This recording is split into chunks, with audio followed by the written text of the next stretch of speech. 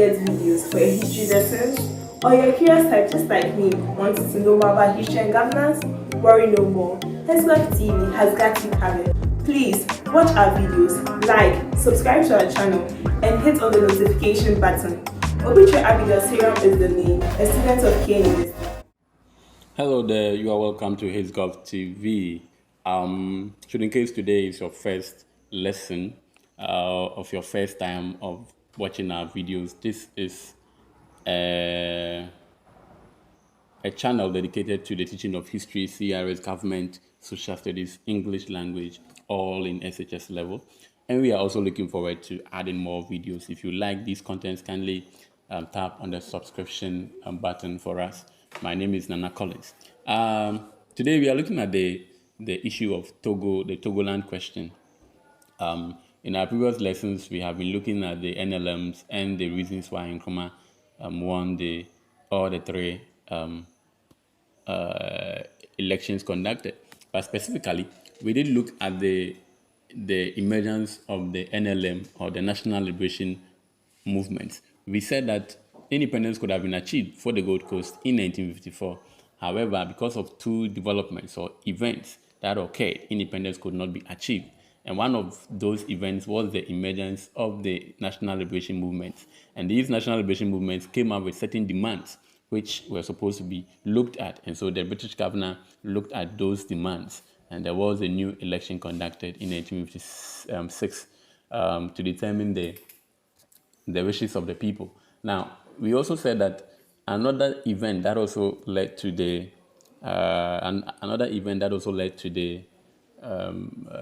delay in independence was the issue of the Togoland issue, as in Togo, the Trans-Volta Togoland, or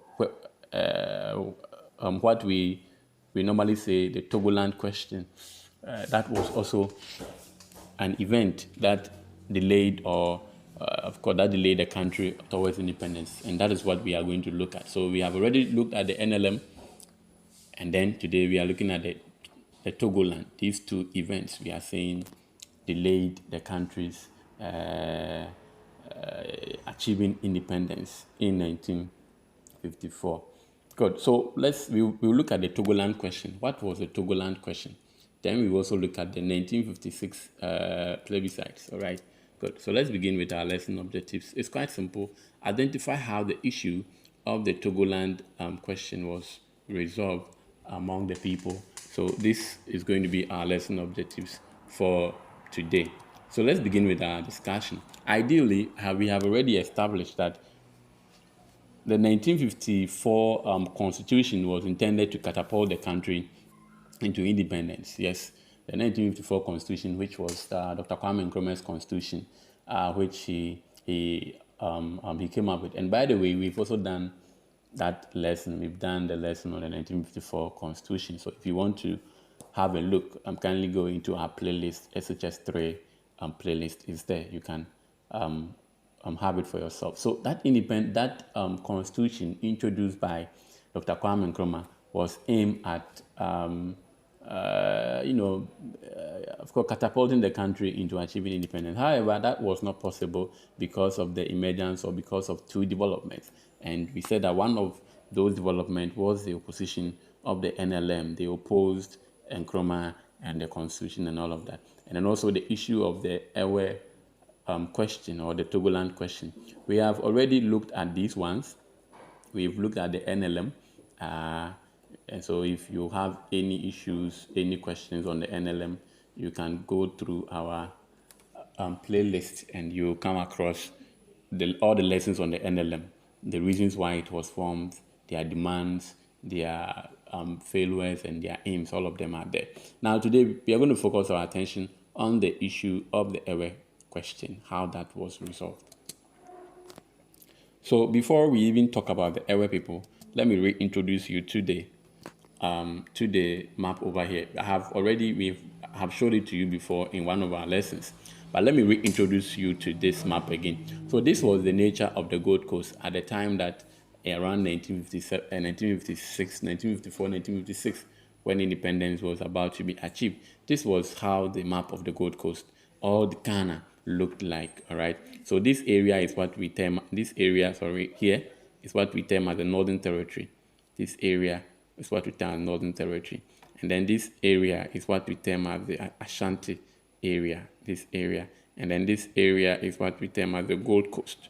Okay, yeah, Gold Coast. So there were 4 regions in there. Now this was where the issue was. I can't find my this one. Okay, this area. This area is where the issue was. The British mandated Togoland. This area, it stretches from here, the northern part, up to the southern part over here. All right, yes, up to the southern part. So this area is what we had issues. Okay, let me change my this one, the color of my color, so that I can see it properly. Yes, good. So this area is where the issue was. This area from the north to the south over here. This is what we term as the Trans-Volta Togoland. British mandated Togoland, Trans-Volta Togoland, where the red strip is. All right. So the issue was that this area, what should we do? Initially, this area was not part of Ghana. Let me make it clear. This area was not part of Ghana. It was part of Togo. Okay, it was part of Togo. Now, before we even go into why it was not part of Ghana and then being part of Togo, let's look at the area and the people found in that area. Now, that area is called as the Trans-Volta Togoland, okay, and it comprised of the Ewes, okay, and the non-Ewes. So not all of them. Sometimes, if you have heard it before, you may be quick to say the Volta region, but the Trans-Volta Togoland or the British mandated Togoland goes beyond the Volta region. There were Ewes, those were the Voltarians, and then there were non-Ewes. The non-Ewes were those who were found in the south, in the north over here. So we had the Konkumba, we have the Nuchumuru, then we had the Dagomba people. These people were in the north, okay, over here. They were in the north, but they were part of the mandated Togoland. Good. And then we also had the Ewes, who were also in the southern part of the Trans-Volta Togoland. So the Ewes were also here. Are you okay? The southern part. Now, what happened was that the Ewes in the southeastern Ghana, they demanded unity with their kinsmen in southern Togo instead of joining Ghana to achieve independence. So those Ewes who were in the south, they were asking that they reunite with their kinsmen who were in Togo because they didn't want to be part of Ghana to gain independence.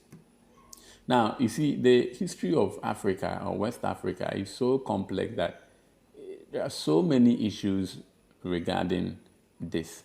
This may be one as a result of the partitioning, two maybe as a result of the war.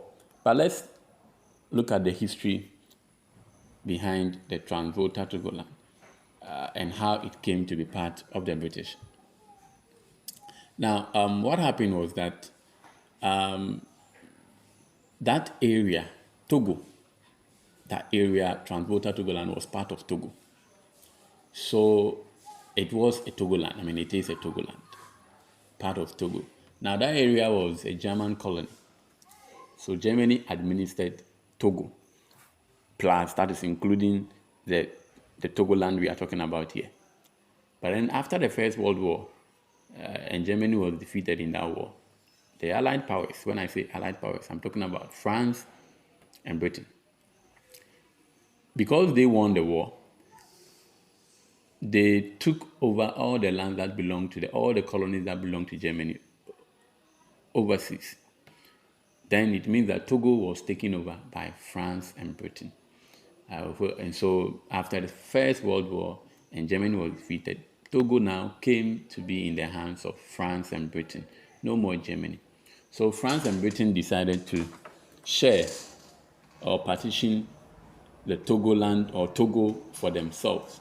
So the French took what is now present-day Togo, and the British took what is now present day, or what we later came to be known as the Trans-Volta Togoland area that I have showed you there, with a red striped line over there.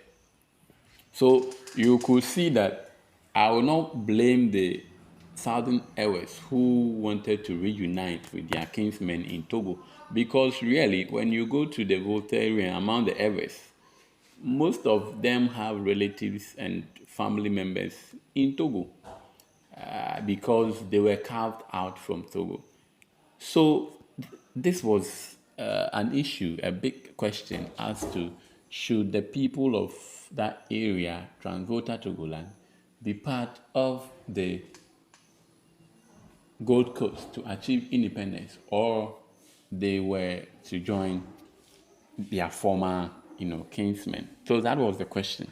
And these things, a question like this should be solved before independence could be given to the Gold Coast, because that area was part of the British, and the British were giving independence to the Gold Coast, and so they should know the will of these people. So that region then was named as Trans-Volta Togoland. All right. Now it had been administered by the British under the United Nations trusteeship Togoland. So then it means that a plebiscite was to be conducted. So a plebiscite was held by the United Nations. Let's go in there and look at the 1956, of course, plebiscite.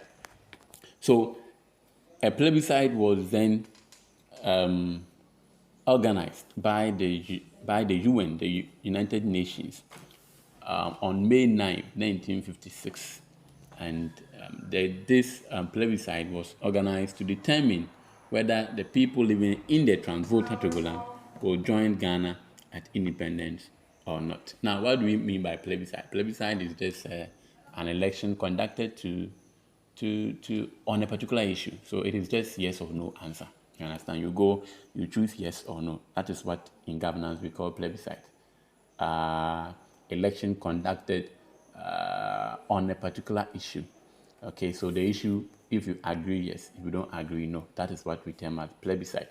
So the 1956 plebiscite was to actually decide the people, that's self-determination.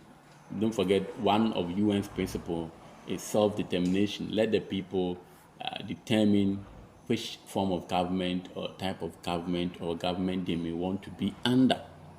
So based on the principles of self-determination, the UN organized this plebiscite, yes or no. And let's see the results of the plebiscite. Now, majority of the people who were living in the Trans-Volta Togoland voted for unification with Ghana. So 79 people voted for yes, and then 21% voted for separation. Quite recently, last year or some years back, you have heard that some secessionists from the Trans-Volta Togoland or the Volta area are trying to separate themselves. I don't know if you saw, they even had their own flags. That's the Voltarian area there, those who wanted to separate themselves. They even had their own flags. They have their own currency. And I think, you heard, I think they even caught some old men. The police caught some old men who were associated with that secessionist group. So, you see, I don't blame them, because there are still people who live in that area that still believe that they are not supposed to be part of Ghana, because they are actually not Ghanaians, even though they are Africans. They are not Ghanaians.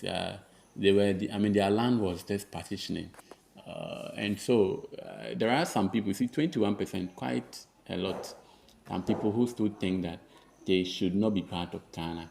And so today, if you go to that area or that part of the land, they go in and out. Togo, they go and come anyhow. Some of them even go to school. We have children who go to school in Togo, but they live in Ghana. They live in there. They don't see the need for all of that, because there are no wall, no boundary, no nothing. They just walk in there. So I don't blame those who actually came up with that issue, that they did not vote to be part of Ghana. And so, because this 21% will still show you that, will still tell you there are some people over there who are still not happy with what is happening. But interestingly, that area is where Ghana also has his hydroelectric dam, the Akosomo Dam, that powers the whole country. So should in case we allow them to separate themselves, it means they are going with our power, which we will not allow it to happen.